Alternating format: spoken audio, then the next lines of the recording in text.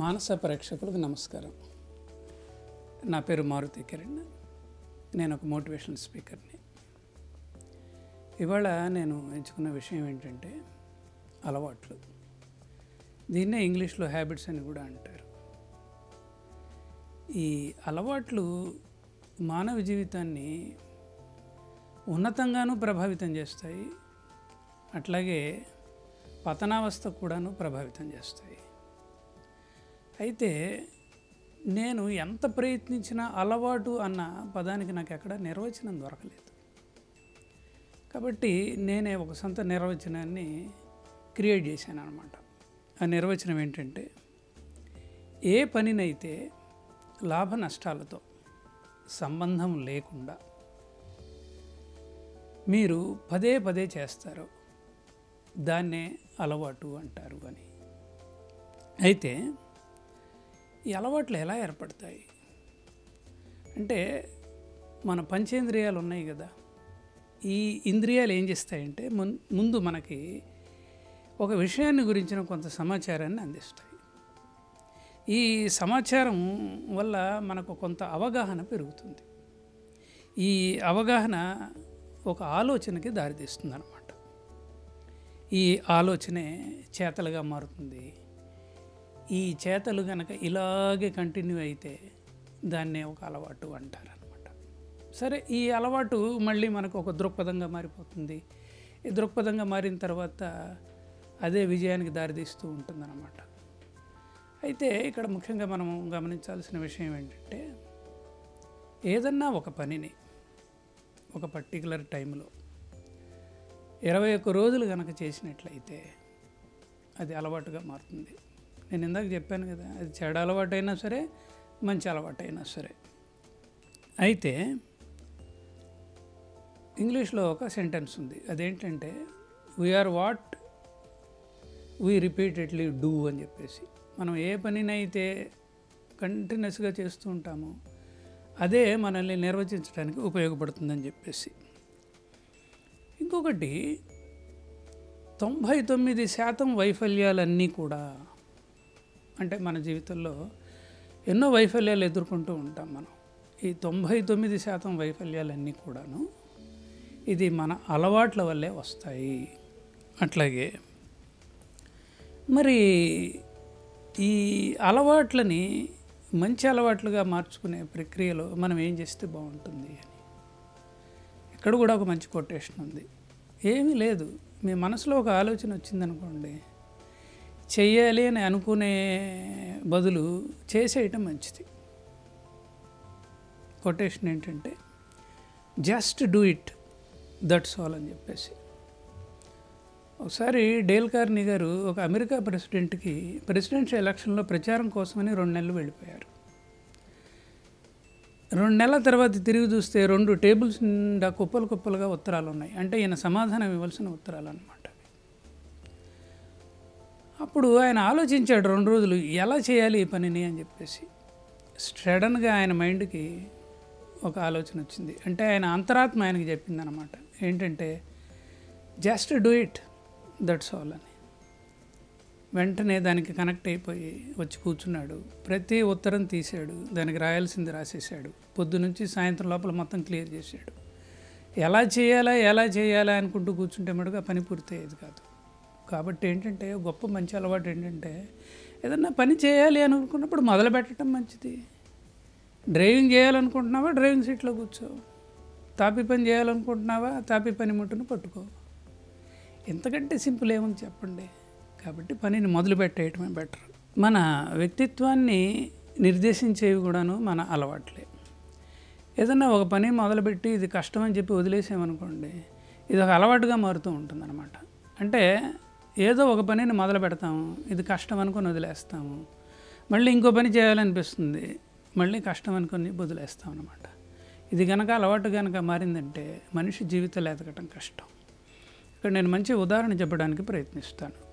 అదేంటంటే, Abraham Lincoln 2వ America president అయిన తర్వాత ఆయన ఫ్రెండు లింకన్ దగ్గరికి వచ్చి, మా ఫ్రెండ్ వాళ్ళ అబ్బాయికి ఉద్యోగం ఇవ్వాలి నువ్వు అంటే, సరే పంపించమన్నాడు. ఆ ప్రొఫైల్ చూసిన తర్వాత ఆయన ఒక చోట మటుకు ఆగిపోయి వీళ్ళ ఫ్రెండ్ని పిలిచి ఈ అబ్బాయికి ఉద్యోగం ఇవ్వలేను అన్నాడు. ఏంటంటే అతనికి కరెక్ట్గా 40 సంవత్సరాలు దాటి 41 సంవత్సరం వచ్చిందనమాట.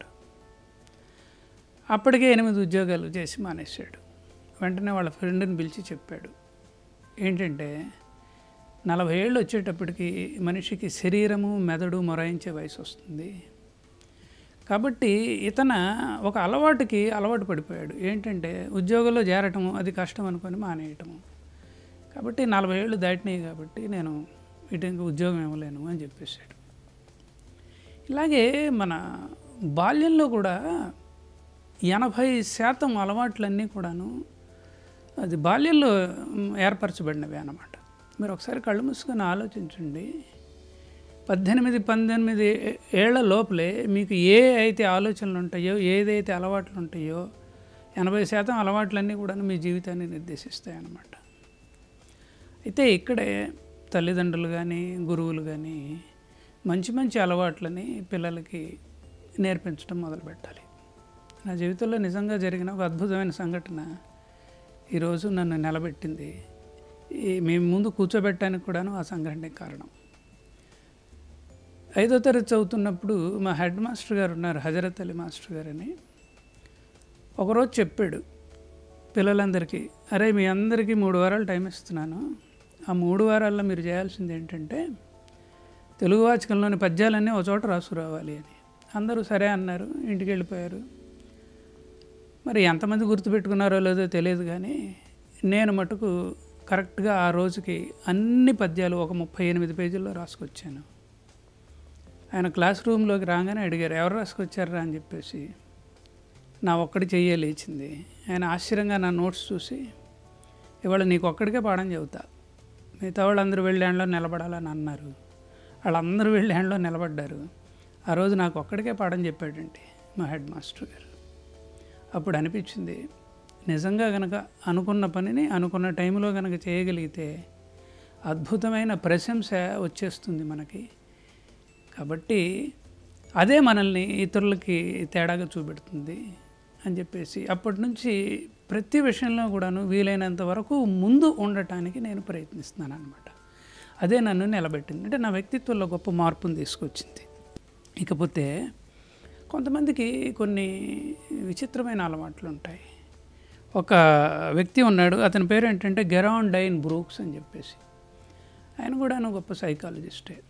ఆయన ఒక చోట ఒక మాట అంటాడు, ఏమంటాడంటే, ఎప్పుడన్నా నేను కారులో ప్రయాణం చేస్తున్నప్పుడు అంబులెన్స్ సైరన్ కనుక వినిపిస్తే నా కారును ఆపి రోడ్డు మీద నిలబడి నేను జీసస్ని ప్రార్థిస్తాను. ఏమనంటే, ఓ భగవంతుడా ఇతని ఆరోగ్యాన్ని చక్కబరచు అని. అది ఎందుకో నాకు ఒక అలవాటుగా మారిందండి అని చెప్తాడనమాట. అట్లాగే ఇంకొకటి, మనిషి యొక్క జీవితాన్ని అలవాట్లు బాగా నిర్దేశిస్తాయని చెప్పుకున్నాం కదా.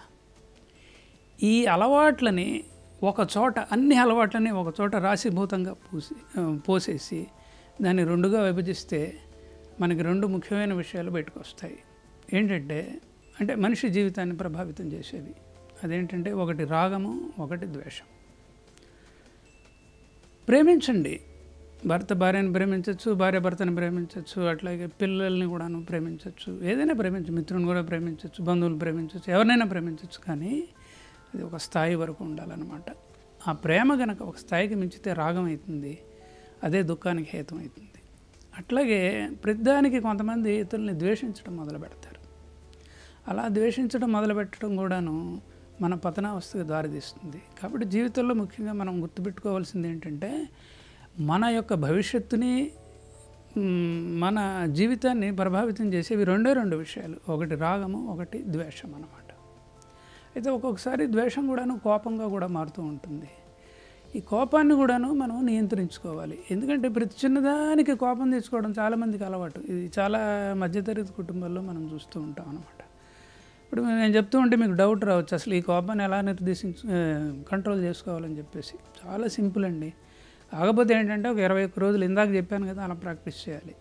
అదేంటంటే, ఇప్పుడు రోజుకి 24 గంటలు కదా, 24 గంటలు 8 గంటలు తీసేయండి. తీస్తే 16 గంటలు మిగులుతాయి కదా. పొద్దున 6 నుంచి మళ్ళీ పొద్దున 6 వరకు వేసుకోండి, సాయంత్రం 6 వరకు వేసుకోండి. ప్రతి గంటకి మీరు అనుకోండి, ఈ గంటలో నేను కోపం తెచ్చుకోను అని చెప్పేసి. అంటే ఏంటంటే ఒక కోపం మీకు తెలియకుండా వచ్చే అవకాశానికి వచ్చేదానికి చాలా కారణాలు ఉంటాయి. ఏంటి, పని మనిషి రూపంలో రావచ్చు, అప్పుల వాడి రూపంలో రావచ్చు, లేదా న్యూస్ పేపర్ వాడి విషయంలో రావచ్చు, లేకపోతే భార్య భర్త విషయంలో, పిల్లల విషయంలో కూడా ఈ కోపానికి వచ్చే అవకాశం ఉందన్నమాట. కానీ ఆ గంటలో 4-5 సార్లు అనుకోవాలి, ఈ గంటను ఎట్లయినా నేను జయిస్తాను కోపం తెచ్చుకోకుండా అని చెప్పేసి. ఇలా మీరు ఈ 16 గంటలు కనుక ప్రతి గంట అనుకొని అలా ఈ 21 రోజులు కనుక అనుకున్నట్లయితే జీవితంలో మీకు కోపం రాదు. ఎప్పుడైతే మీకు కోపం రాదో అప్పుడు మీ జీవితంలో ఉత్సాహం చోటు చేసుకుంటుంది. ఏ పనైనా మీరు ఉత్సాహంగా చేస్తారు, అదే విజయానికి దారితీస్తుంది అన్నమాట. ఇక్కడ అలవాట్లలో కల్లా అద్భుతమైన అలవాటు ఏంటంటే, ఎన్నో అలవాట్లు ఉంటాయి కదా, అందులో ఒక అద్భుతమైన అలవాటుని కనుక మనం అలవర్చుకుంటే చాలా బాగుంటుంది. ఆ అలవాటు ఏంటంటే లిజనింగ్ అన్నమాట. అందుకనే అంటారు, నాలెడ్జ్ స్పీక్స్, విజ్డమ్ లిజన్స్ అంటారు. అంటే ఏంటంటే వినడానికి గనక మీరు ప్రాముఖ్యత గనక ఇచ్చినట్లయితే మీలో ఏం జరుగుతుందంటే మీరు వ్యక్తులని, సమాజాన్ని, ప్రపంచాన్ని అర్థం చేసుకోవడం ప్రారంభిస్తారు. అంటే సమాజాన్ని, వ్యక్తుల్ని, ప్రపంచాన్ని అర్థం చేసుకోవటం అంటే ముందు మిమ్మల్ని మీరు ప్రశాంతంగా ఉంచుకోవటం అన్నమాట. మీరు ఎప్పుడైతే ప్రశాంతంగా ఉంటారో మీ గుండె కూడాను హాయిగా కొట్టుకుంటూ ఉంటుంది. అలా ఎప్పుడైతే గుండె హాయిగా కొట్టుకుంటుందో అది ఆటోమేటిక్గా మీకు అద్భుతమైన ఆరోగ్యానికి దారితీస్తుంది అన్నమాట. కాబట్టి ముఖ్యంగా లిజనింగ్ యాటిట్యూడ్ అనేది మనం అలవర్చుకోవాలి. అంటే నిశ్శబ్దంలో ఆలోచించటం అన్నమాట. ఇప్పుడు చిన్నపిల్లవాడు పుట్టినప్పటి దగ్గర నుంచి ఎల్కేజీ నుంచి పీజీ వరకు ఆ మాటకు వస్తే ఉద్యోగం చేస్తున్నప్పుడు కూడా ఆయన చేసేది ఏంటండి, ఎప్పుడూ వింటూనే ఉంటాడు. ఎంత గొప్పగా వినగలిగితే మీ జీవితం అంత గొప్పగా తయారవుతుందని. అంటే ఈ ప్రపంచాన్ని శాసిస్తున్న మేధావులు కూడా గొప్ప లిజనర్సే. ఆ మాటకు వస్తే పుస్తకం చదవటం కూడా ఒక విధంగా కూడా లిజనింగ్ కిందకే వస్తుందండి. దాన్ని ప్యాసివ్ లిజనింగ్ అని అంటారు అన్నమాట. కాబట్టి పుస్తకాలు చదవాల్సిందే, ఇతరులు చెప్పింది మనం వింటూ ఉండాల్సిందే. అలా గనక విన్నట్లయితే అది గొప్ప అలవాటు. అది మన జీవితాన్ని ఊర్ధ్వముఖంగా అంటే ఉన్నతి వైపుకు తీసుకెళ్తుంది అన్నమాట. ఇంకపోతే కొన్ని అలవాట్లు ఉంటాయండి. ఆ అలవాట్లు ఎంత విచిత్రంగా ఉంటాయో మనం చెప్పలేము. అదేంటంటే ఒకరోజు అంటే ఒక చిన్న కథలాగా ఉంటుంది, కానీ ఇది గొప్ప సందేశాన్ని ఇస్తుంది. అదేంటంటే బలానా రోజు సత్యనారాయణ అని చెప్పేసి పురోహితుడు చెప్పడం జరిగింది. ఆ పురోహితుడు ఆ రోజు వస్తాడు. రాగానే ఇంట్లో అలికిడు ఉండడు. యజమాని అడుగుతాడు, ఏంటి ఇవాళ వ్రతం కదా అని చెప్పేసి. ఇవాళ వ్రతం కానీ నల్లపిల్లి దొరకలేదండి అని అంటాడు. నల్లపిల్లికి వ్రతానికి ఏంటయ్యా సంబంధం అంటే, ఏమోనండి మొదటి నుంచి మాకు ఒక అలవాటుది, ఎప్పుడు నా సత్యావతం పెట్టుకున్నప్పుడు నల్ల పిల్లిని ఆ గుంద కట్టేస్తామని చెప్పేసి ఆయన నవ్వుకుంటూ వెళ్ళిపోయాడు. తర్వాత ఆయనకు తెలిసిన విషయం ఏంటంటే, ఓ 4 తరాల క్రితం ఎప్పుడో ఒక పెద్ద మనిషి, అంటే వీళ్ళ ముత్తాత గారు లేకపోతే ఇంకెవరో సత్యావతం చేస్తుంటే అనుకోకుండా ఒక నల్ల పిల్లి, ఇంట్లో పెంపుడు పిల్లి అనమాట, ప్రసాదంలోకి దూకి పెరిగెత్తింది. అరే ఆ పిల్లిని కట్టేయండి రా గుందకి అని అన్నారు. తర్వాత వాళ్ళు పోయారు. ఎప్పుడు సత్యావతం చేసినా నల్లపిల్లిని ఆ గుంద కట్టడం అలవాటు అయిపోయింది. అట్లాగే 5వ తరం వచ్చినా 6వ తరం వచ్చినా అలవాటుగా మారింది. అంటే ఇది అర్థం లేని అలవాటు అన్నమాట. కాబట్టి కొన్ని అలవాట్లు ఎందుకు వస్తాయో మనం చెప్పలేము. అట్లాగే ఇప్పుడు ఎంత గొప్ప శాస్త్రజ్ఞుడైనా కూడా ఒక్కొక్కసారి ఏం చేస్తాడంటే భగవంతుడికి ఒకసారి నమస్కరించుకుంటూ ఉంటారు. ఇప్పుడు ఈ రోదశీలోకి పంపించే పెద్ద పెద్ద ర్యాకెట్లు ఉన్నాయి, మొత్తం రెడీ అయిపోతుంది సిచ్యువేషన్ అంతా కూడా. కానీ ఒక్కసారి మటుకు భగవంతుడిని నమస్కరించి ఆ బటన్ ఒకటి ప్రారంభిస్తాడనమాట. అంటే మనం ఎంత బతికినా, ఎంత జీవితాన్ని జీవించినా కొద్దో గొప్ప ఆధ్యాత్మికత వైపు మనకు తెలియకుండా మనం కొన్ని పనులు చేస్తూ ఉంటాం. అట్లాగే పూర్వకాలంలో చూడండి, కొంతమంది ఉత్తరాలు రాసేటప్పుడు, అంటే ఇప్పుడు సెల్ ఫోన్స్ అవి వచ్చాయి, కానీ పూర్వకాలంలో ఉత్తరాలు రాసేవాళ్ళు చాలా సంక్షిప్తంగా రాస్తారు. ఎంత సంక్షిప్తంగా రాస్తారంటే దాంట్లో చాలా అర్థం కూడాను ఉంటుందన్నమాట. నా జీవితంలో జరిగిన సంఘటన మళ్ళీ ఒకటి చెప్తాను. మా మామగారు ఒకసారి వృద్ధాప్య పెన్షన్కి పెట్టినప్పుడు ఇక్కడున్న మా బావమరుదులకి చెప్పారు, ఒకసారి చూడండి రా పెట్టి 6 నెలలు అయిందని చెప్పేసి. వాళ్ళు ఎవరు పట్టించుకోలేదనుకుంటా. అప్పుడు నాకు ఉత్తరం రాశాడు. ఆ ఉత్తరంలో 5 సెంటెన్సులు ఉన్నాయి. ఆ సెంటెన్సులు ఏంటంటే, అల్లుడు గారు, పిల్లలకి నేను చెప్పాను, వాళ్ళు ఎవరు పట్టించుకోలేదు. నా వృద్ధాప్య పెన్షన్ గురించి ఒకసారి మీరు ఎంక్వైరీ చేయగలరు అని రాసేటప్పటికి ఏమైందంటే బాల్ పాయింట్ పెన్లో ఉన్న రీఫిల్లో ఉన్న ఇంక్ అయిపోయింది.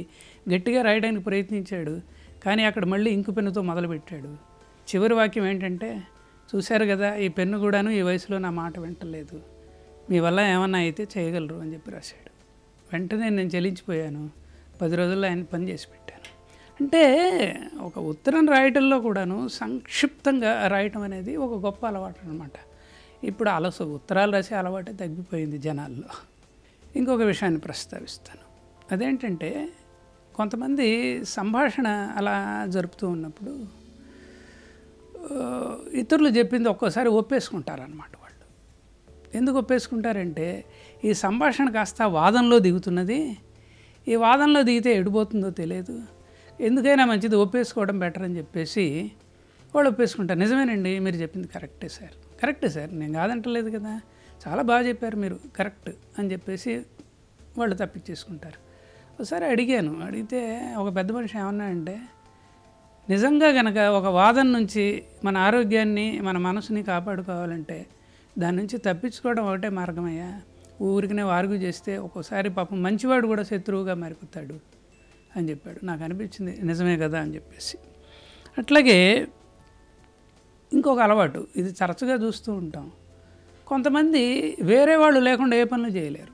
అది మార్కెట్కు పోవటం కావచ్చు, లేకపోతే ఏదైనా టిఫిన్ చేయాలన్నా, ఫంక్షన్కి పోవాలన్నా వేరే వాళ్ళు తప్పకుండా ఉండాల్సిందే. ఇక్కడే ఒక ముఖ్య విషయాన్ని ప్రస్తావిస్తాను. అదేంటంటే, నువ్వు ఒక్కడివే పని మొదలు పెట్టాలనుకుంటే దాన్ని ఎప్పుడైనా సరే మొదలు పెట్టచ్చు. కానీ ఇంకొకరితో మొదలు పెట్టాలి అని కనుక అనుకున్నట్లయితే తప్పకుండా వాళ్ళు వచ్చేంతవరకు వేచి చూడాల్సిందే అని చెప్పేసి. ఇక్కడే నేను చెప్పేది ఏంటంటే, మీరు జ్ఞానుల్ని గమనించే ఉంటారు, వాళ్ళు ఎప్పుడూ ఒంటరిగానే ప్రయాణం సాగిస్తూ ఉంటారనమాట. ఎక్కడ ఒక రాత్రికి మించి నిద్రపోరు. అంటే వాళ్ళ లక్ష్యం వేరు. అది మోక్షం కోసం కావచ్చు, లేకపోతే ఒక కాశీయాత్ర కావచ్చు, లేకపోతే ఒక టెంపుల్ని దర్శించాలని అనుకోవచ్చు, ఏదైనా సరే ఎవరితో మాట్లాడకుండా వెళ్ళిపోతూనే ఉంటారనమాట. వాళ్ళు అవసరమైతే భిక్షాటన చేసి ఆ పూట కనుక కడుపు నింపితే మళ్ళీ రైలు బస్సు ఎక్కేస్తూ ఉంటారు. అది వాళ్ళ అలవాటు. అందుకనే ఏమంటారంటే, జ్ఞాని ఎప్పుడు ఒంటరివాడే. ఇంకొకటి ఏంటంటే, ఒక జ్ఞాని ఎప్పుడు ఇంకొక జ్ఞానిలాగా ఉండడు. నేను చాలా చోట్ల చెప్పాను, మళ్ళీ చెప్పడానికి ప్రయత్నిస్తాను. ఇప్పుడు ఐన్స్టీను, అట్లాగే ఆదిశంకరాచార్యులు వారు, వీరిద్దరూ వేరు దశాబ్దాలకు చెందినవారు. సరదాగా మనం అనుకుందాం, వాళ్ళు ఒక చోట కలిశారు అనుకోండి, వాళ్ళు ఏం మాట్లాడుకుంటారు అని. నిజంగా చెప్పాలి అంటే వాళ్ళిద్దరూ ఏం మాట్లాడుకోరు, ఎవరి సబ్జెక్టు వాళ్ళది.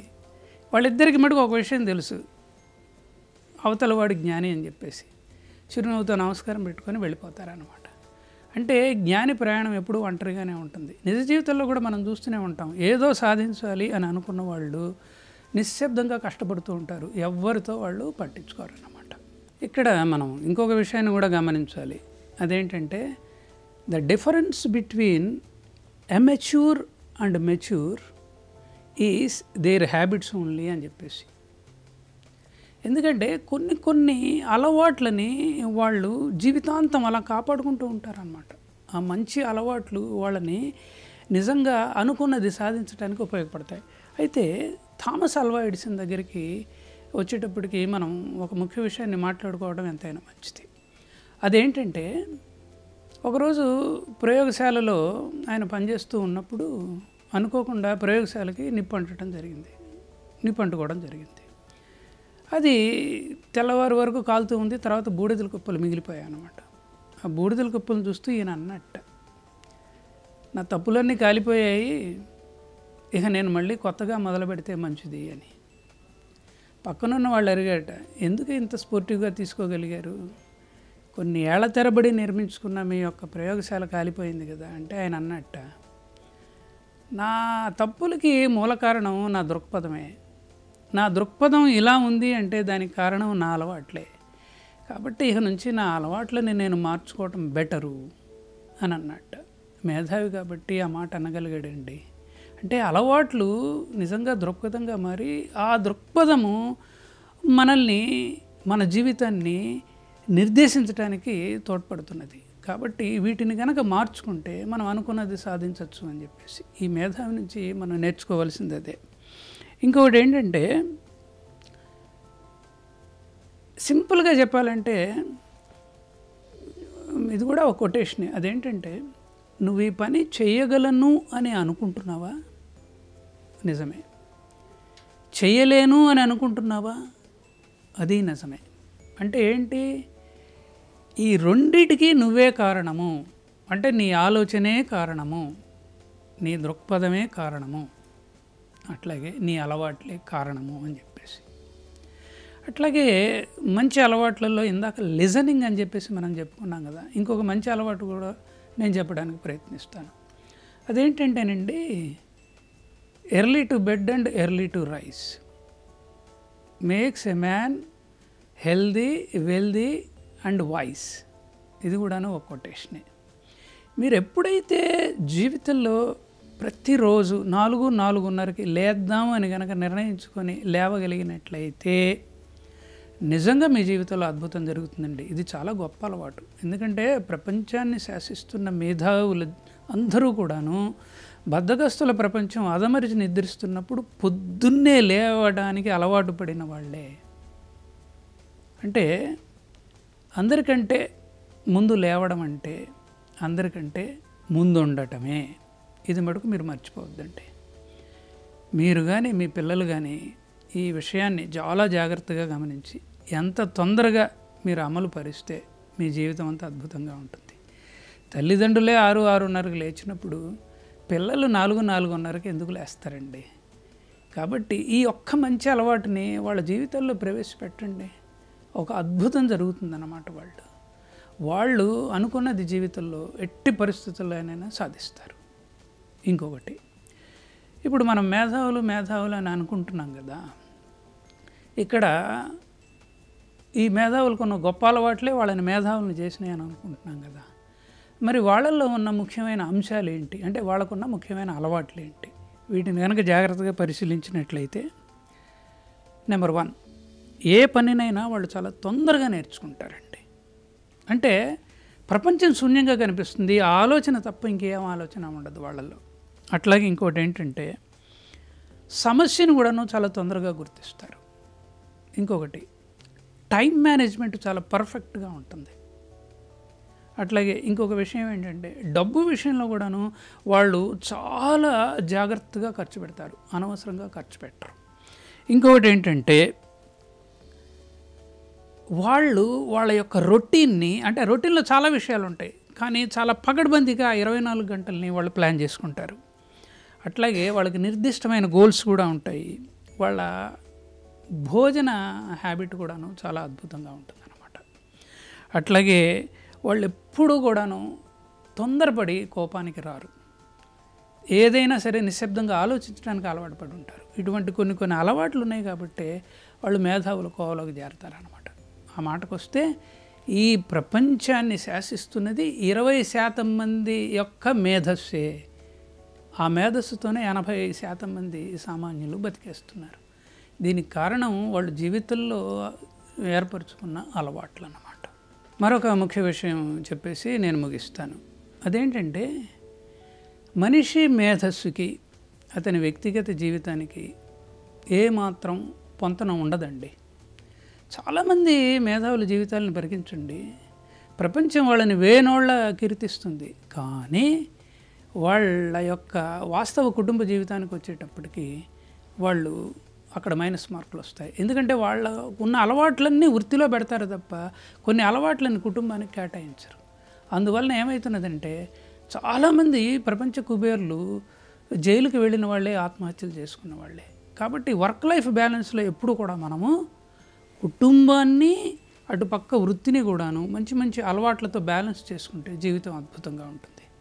ఇది ఉత్కృష్టమైన విషయము. ఈసారి మరిన్ని విషయాల గురించి మాట్లాడుకుందాం. Thank you very much.